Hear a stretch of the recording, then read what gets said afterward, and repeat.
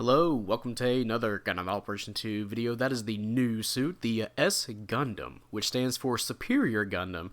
And as you guys will find out in these next two matches, yeah, that name is quite fitting. If you guys don't know, this is the original version of the XS Gundam at 650, which that stands for Extraordinarily Superior Gundam. Very, very full of themselves, right? But, but yeah, these two matches here, they're both going to be on City Ruins. Although I do have a few matches recorded with me, and obviously, if you guys see my first match in the new map, I did really well on that map as well. The Colony Drop area, that's what it's called. But yeah, this first match is going to be me playing with Arm. He really wanted to play his Dom Nomides, so I joined up with him, and it's at 600, and he's using a level 1 500 support, so we'll see how that goes for him, how it goes for us, because there's going to be two supports on the enemy team, a Phaz and a Super Gundam. And the second match is going to be me by myself, again on City Ruins, except this time at 650, so I'm at a cost higher than when I should be in, and it's kind of a reverse of what's happening here, where we're going to have a 550 Hyzak Custom, which is a native 450 suit on our team, along with, I believe, a Delta Gundam, some other support. We have double supports on a 5v5, so we'll see how that goes. It doesn't go great for the first half, but later on we start killing it. It's an ace match too. But yeah, let's get right into the stats. This is a 600 raid. Keep that in mind, 600.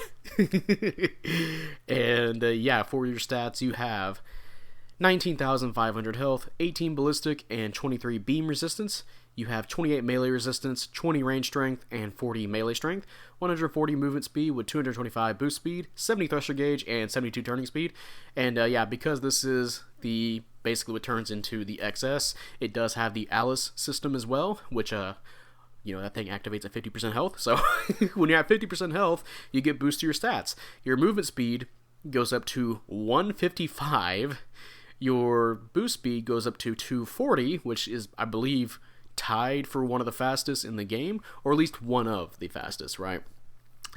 You also get 87 turning speed, and your thruster consumption is reduced by 50%. Yeah, pretty crazy. And for slots, you have 18 close, 12 mid, and 14 long range slots. Obviously, they want to lean you a little bit more towards melee, but from what I heard, the gacha on this suit is, or the gacha on the gacha weapon for this suit is pretty good at damaging people. It's a ranged weapon, right, that can rapid fire and you can charge it. So if you want to go for range strength, if you have that, that's a thing too. Obviously, thruster gauge can be I shouldn't say obviously, because, you know, some people might not know the skills this thing has, right? But thruster gauge can be really helpful for the skills that the suit has, especially when you activate Alice mode. Yeah, we'll get there when we get there.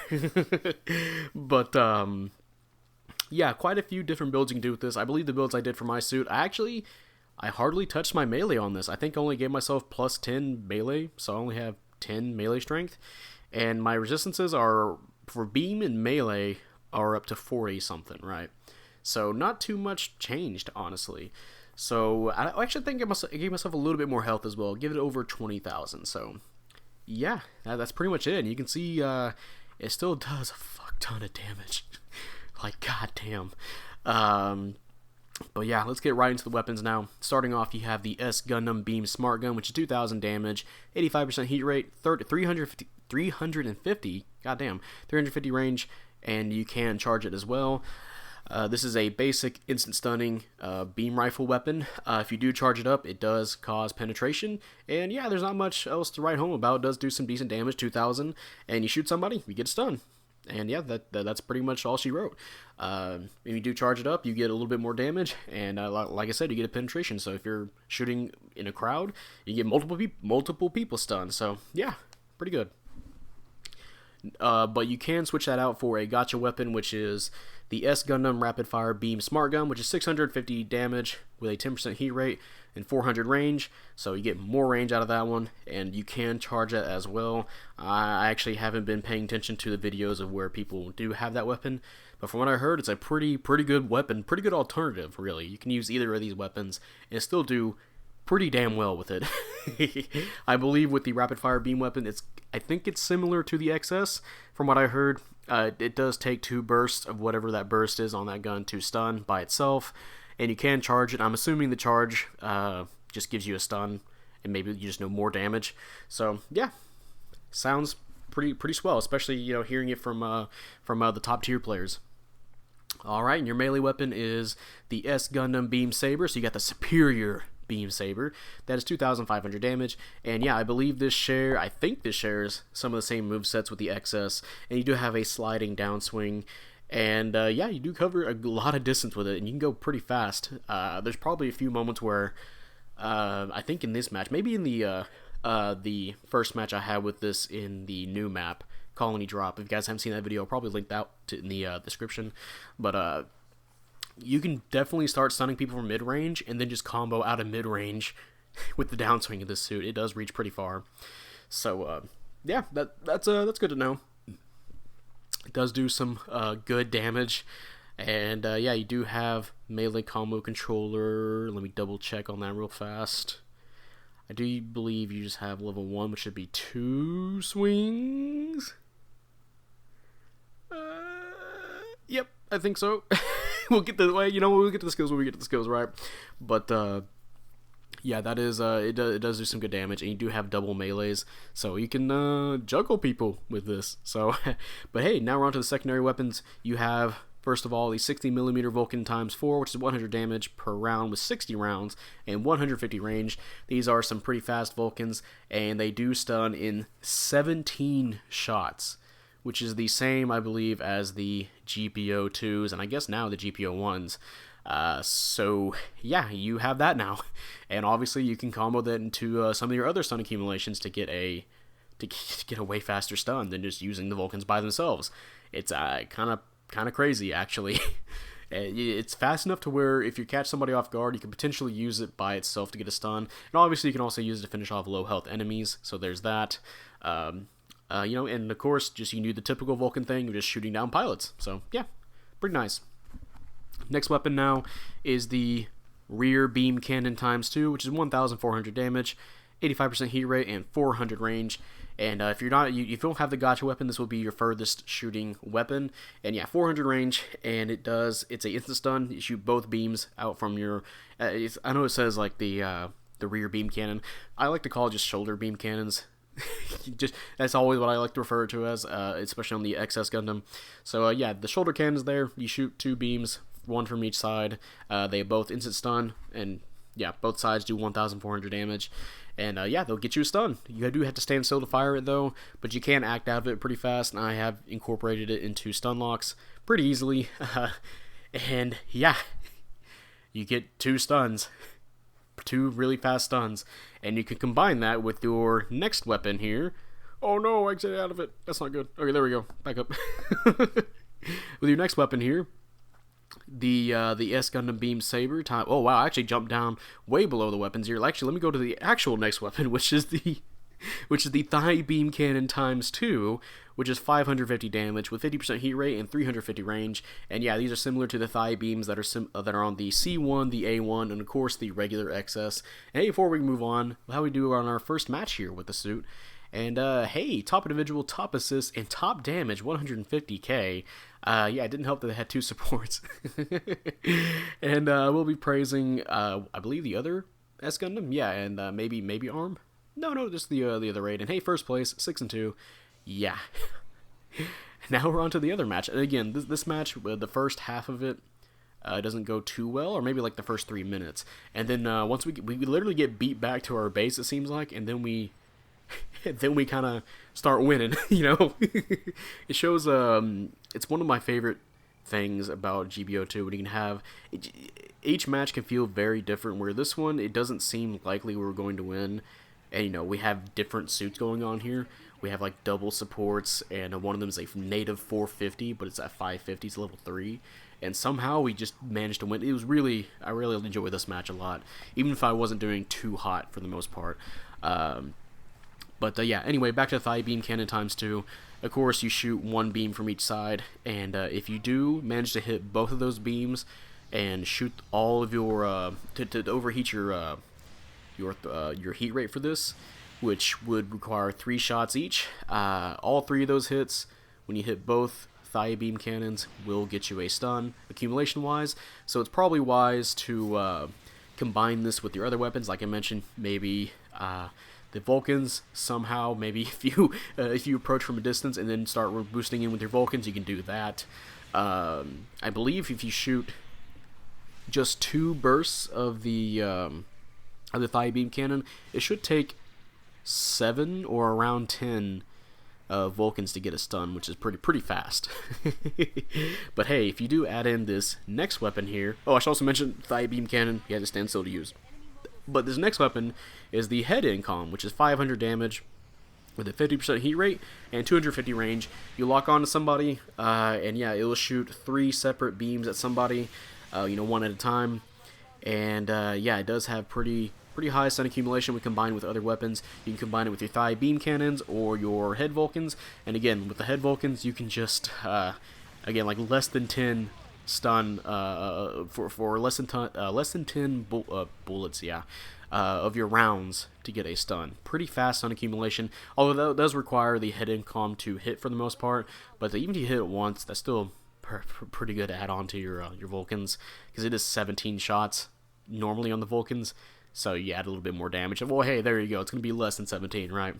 And of course, you can just do typical things like just stun somebody normally with your beam rifle or your shoulder cannons, and then the head incom doesn't have to aim; it can just shoot, so you can add damage that way. So pretty nice. Typical head incoms. It doesn't do too much damage, but just there for kind of the utility of trying to get a stun accumulation wise, which is pretty nice. And finally, which is what I was going to add after the rear beam cannon, but I forgot there's other weapons on the suit. That is the S Gundam Beam Saber ×2, which is 2,750 damage. And yeah, you hold 2 beam sabers. The downswing, I think the downswing is unique to this suit. There might be another suit I'm thinking of that has it, maybe the E-Soul, the Bjarlin E-Soul. But yeah, it's a sliding downswing, another sliding downswing. The neutral swing, I'm pretty sure I've seen that neutral swing before, but it does, double slice with its beam sabers. And yeah, it's a pretty high damaging melee. Both of the melees on this suit is has a high damage modifier, I guess I should say. Pretty easy to combo into one another. But if you're trying to do the downswings only, it can be a little bit iffy, depending on the elevation of the enemy, of course, and just how fast you may be, because I think some people that don't usually play fast suits can get a little bit tripped up trying to play this, so it might be a little bit hard to aim those downswings or aim the regular melees on this, because there's a few moments during some of these matches that I've been playing where it just kind of feels like I'm just kind of flailing my weapons around. But hey, if it works, it works, right? And of course, if you guys haven't noticed, this thing does have a heavy attack, and that heavy attack is charged when you have the double beam sabers out. And yeah, you do 2 hits with it. You do like a slice and like a slice forward and then a slice downwards, or I might get that. I think it's like a slice downwards and then to the side. Excuse me, sorry. I believe that does. The typical damage I'll get on a support will be 12,000. Why am I throwing when I'm fuck up today? Yeah, typically around 12,000, which is pretty good, even if you hit the first part of the hit. I have gotten like 8,000 damage just on that alone, so fine by me. It's a heavy attack, right? God damn, it does whenever you can just come up behind somebody, especially with some of the skills that you have. Yeah, it can be a little bit scary, but yeah, that leads right into the skills for this suit. For skills, you have Balancers and Back level 2, you have Assault Booster level 2, Maneuver Armor level 2, you have Damage Control, so stun accumulation, it takes more accumulation to stun you. So let's say somebody's shooting a beam rifle that would stun you in 3 hits. Well, now it takes 4 or maybe 5, depending on your stun accumulation on that.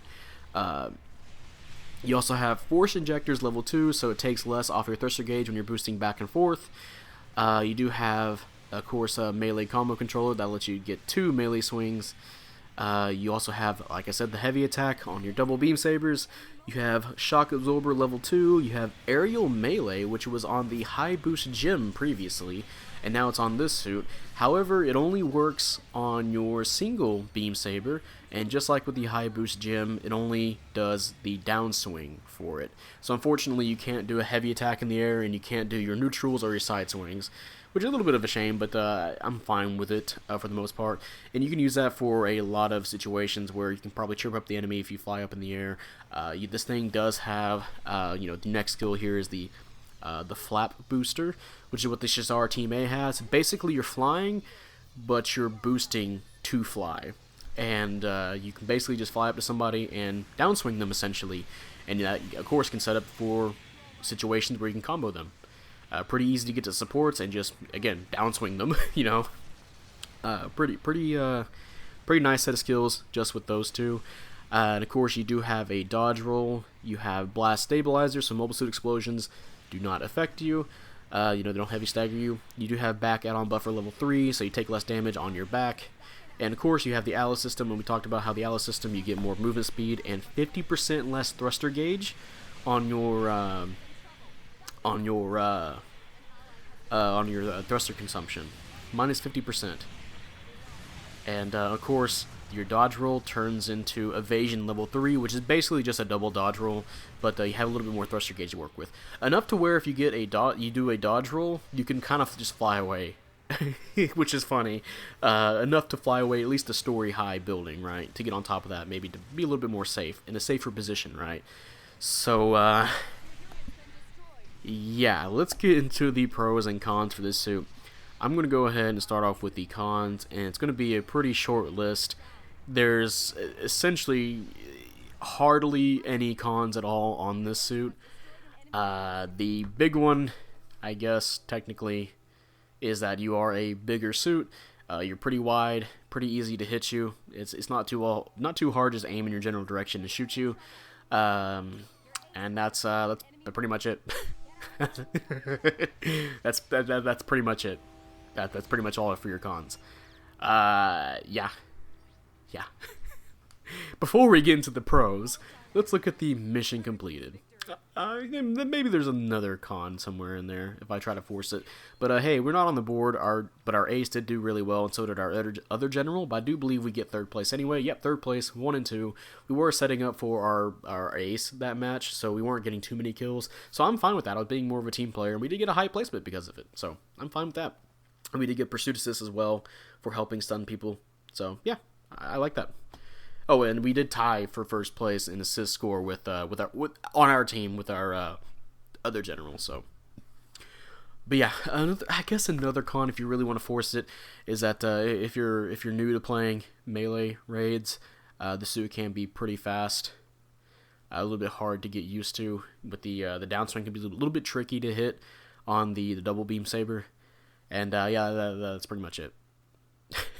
I guess if you want to add in that it is a raid, so generals do more damage to it.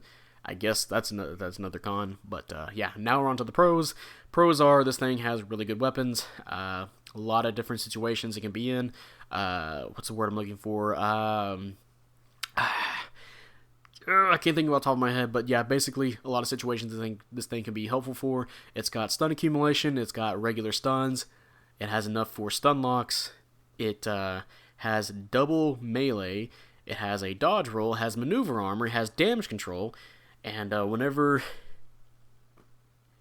I guess that's also part of the pros too, is that this thing does have really good skills, and then of course the other really high positive for this suit is the Alice system. And if you guys have seen my testing out video for this suit, which I'll probably link to that as well, you'll notice that you can boost for a while with this.